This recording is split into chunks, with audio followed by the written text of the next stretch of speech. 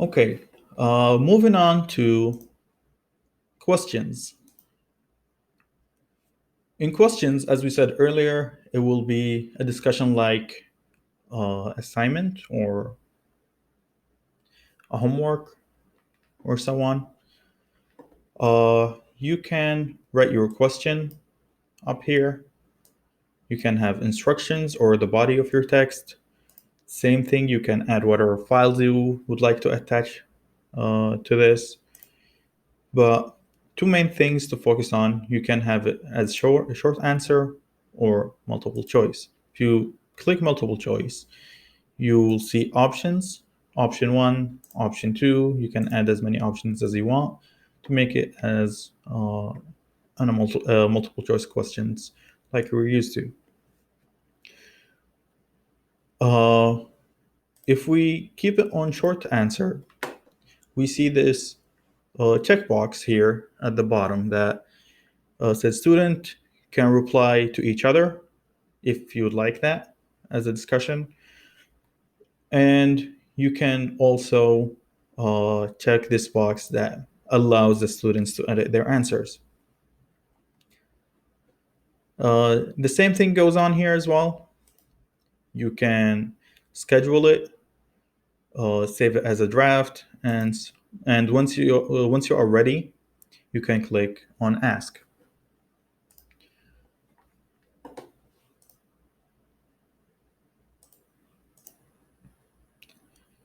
And for the quizzes, we'll leave that to the end because it involves a little bit more work and a little bit more uh, going in depth to. So let's move on to people. So in this under this tab, you will see who are the teachers for uh, this class as well as for the students. So once you have your students added to your class, you should be able to see them under here, and you can manage those students from here. And the last tab, we see marks. Obviously, because we don't have any students currently in this class, we don't have anything, but here it will populate your students, their marks, and how they did on their assignments and quizzes. Moving on to settings. Under settings, again, we can see our class details and we have invitation codes for our class, just like what we did on Canvas. And we have, for example, the stream. So here is the setting for the stream. Students can post and comment. You can change that to make it students can only comment, so they cannot post, or only teachers can post or comment. So we leave it so that students can only comment, they cannot post to the stream. While for the classwork on the stream, do you want the stream to show condensed notifications? Do you want it to show attachments and details or hide notifications? So if you keep it as show condensed notifications, it will keep them updated by what's going on within the course. The third option is show deleted items. So here, if you delete something, you're the only one that can see it. But if for some reason you want your students to see it, you can check that. But we don't want the students to see deleted items. And for the markings, you have the overall mark calculations here. This could be different due to how the admin of the college would like to keep things sorted out. So You can make it overall marks, total points, or weighted by category. And if so, you can add categories for your marks. One more thing, uh, for your course, you can change how it looks if that will help you organize your classes and make it more visible, or you, you can see where you're going when you're working on your classes. So here you have themes provided by Google. So you can change those themes to ease navigation. For example, I can click one of those, maybe English and history. We have different ones, math and science, and so on. So since this is English, I'm going to uh, keep this one. I like it. It seems fitting. And now we'll move to quizzes. Now let's move on to talk about quizzes. So again, we go to our classwork and we would like to create a quiz assignment. Here you will see the first thing that you notice is that it created a blank quiz. So before we go there, let's name this as quiz 1, for example. Instructions, maybe you can describe the time limit and so on for the students, and some other instructions for how they would take the exam. Similarly, we have the same navigations, the same tools to uh, schedule and assign our quizzes for certain classes, certain students, uh, change the marks, insert a due date. You can set it up uh, whenever you'd like at the time. And to keep everything organized, we can set it under one of our topics or modules. The same thing as the other things we did, we have add. We can add a link, a file, or a YouTube video, or anything from our Google Drive. So, for example, I would like to add a YouTube video. For example, it's uh,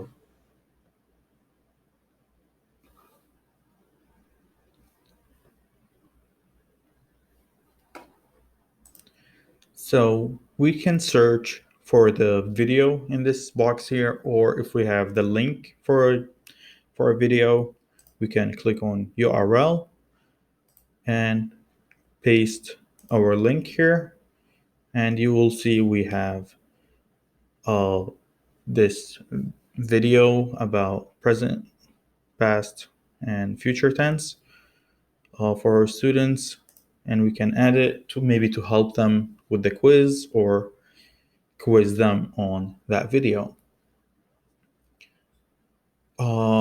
Now, before we click on the blank quiz, we can also add other things. You can add more than one video, more than one file, more than one link, and so on. And you can also create any of those.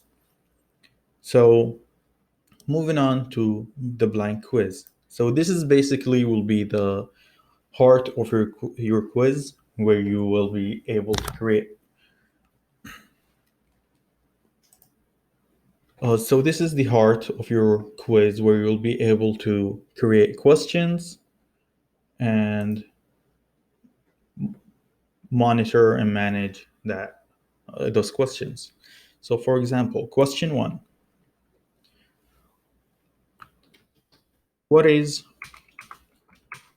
the past tense of swim?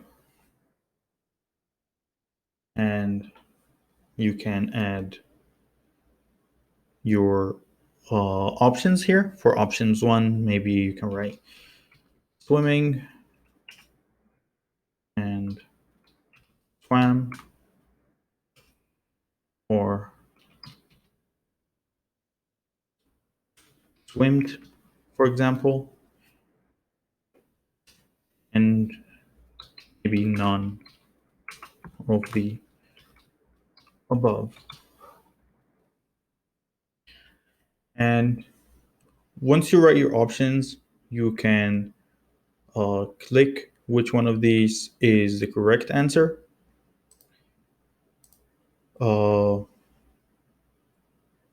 Wait. And once you are done writing your options and you want to select the correct answer, you go to the answer key and click which one of these is the correct answer. You can also select more than one answer if that's so. For example, you can add 3 of those are correct, and so on. Also, in this, after you click on the answer key, you will be able to see this box on the right, which is how many points would you like this question to have. So we can write 1, for example, or whatever your grading scheme is. That's how you edit your points per question. Once we are done, we click done, and our first question is ready. If we want to add a second questions, we can click on the plus sign on the right, and maybe I want the student to have a short answer question. So maybe, what is the past tense of run? I can change that from here. You click short answer. This is the space where the student will be able to write his answer or her answer. Once you click answer key, it will ask you to add the correct answer. For example, ran. And you want to make sure you click on this box so that all other answers are incorrect. And the points for that question is 1. We click done.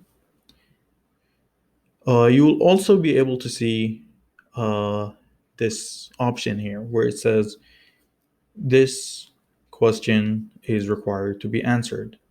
So you click that, it's required to be answered. The same thing goes for the other question.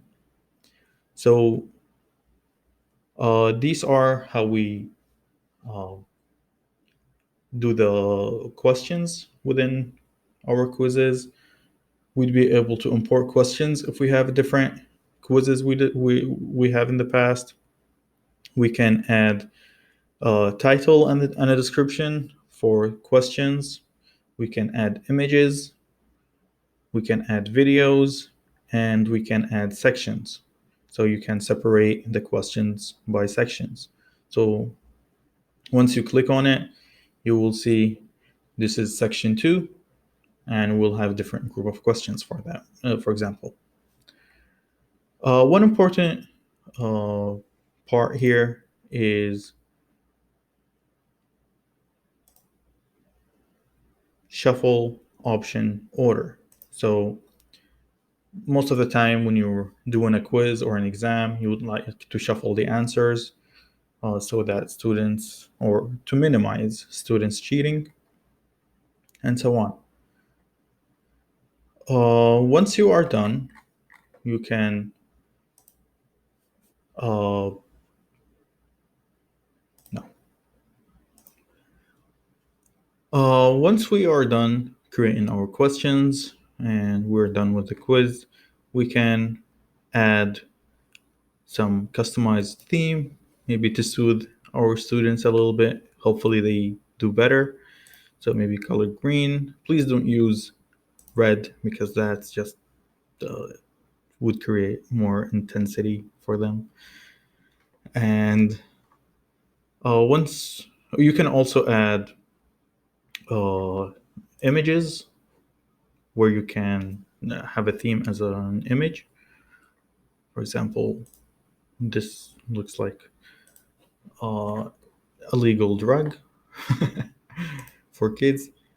Uh, we can preview it and we'll be able to see our questions.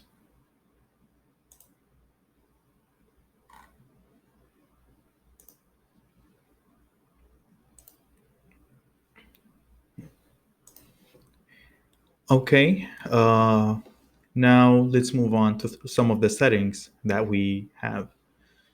So within the settings, you will see under general, we can collect email addresses of whoever uh, did the quiz. You can also ask for a response receipt.